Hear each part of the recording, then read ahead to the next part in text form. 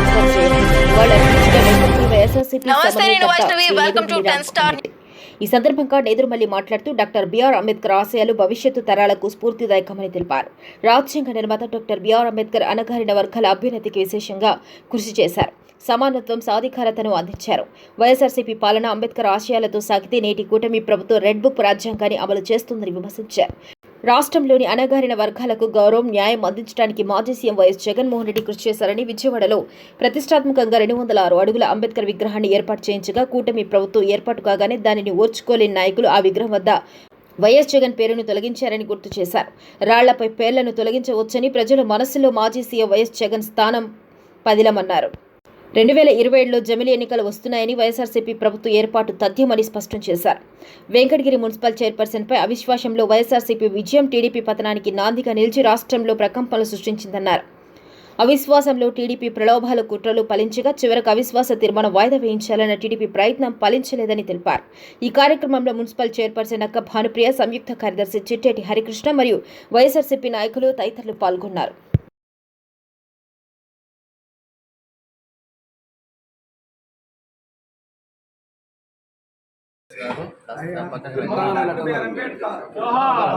Doctor BR Ambedkar కొనసాగిస్తాం doctor BR గారు అంబేద్కర్ ఆశయాలను కొనసాగిస్తాం బిఆర్ అంబేద్కర్ గారి ఆశయాలను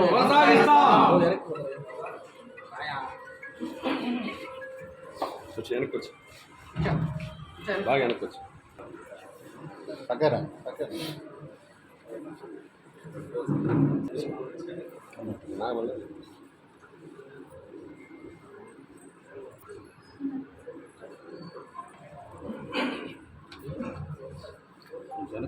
ముందు పోదే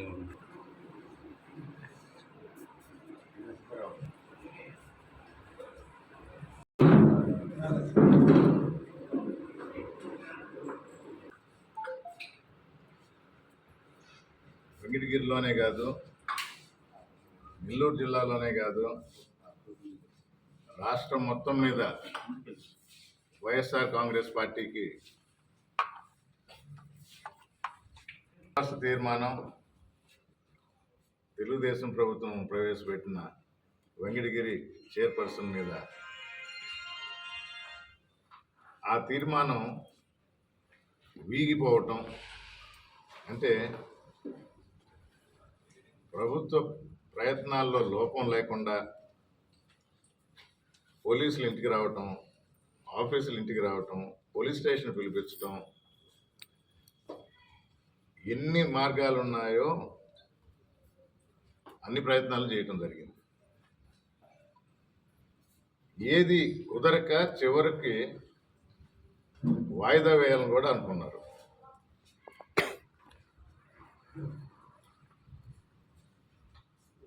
పంతొమ్మిది 0 స్కోరు.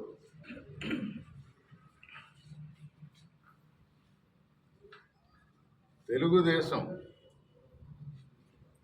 పతనానికి నాందిని ఆ రోజు చెప్పిన తర్వాత తెలిసింది రాష్ట్రంలోనే ప్రకంపనలు సృష్టించింది. ఈ నాంది అనేది రాష్ట్రం మొత్తం తెలుగుదేశంకి అర్థమైంది.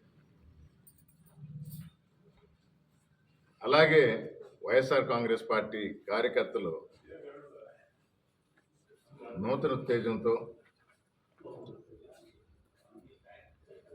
పార్టీలోకి, అంటే ప్రభుత్వంలో ఉన్న పార్టీల్లోకి లాక్కోవాలి, ప్రలోభాలు పెట్టి భయపెట్టి అనుకున్న ప్రక్రియ కూడా చాలా దగ్గరలో అడ్డుకట్టుబడింది, ఆగిపోయారు.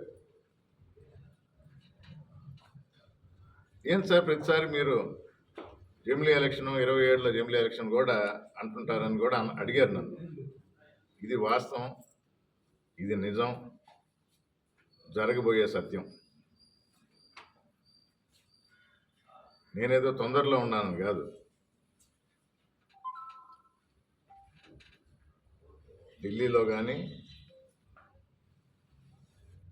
తెలిసిన అమరావతిలో కానీ అపోజిషన్ పార్టీ చెప్పటం లేదు, కానీ 27లో జమిలీ ఎలక్షన్ జరగటం తథ్యం.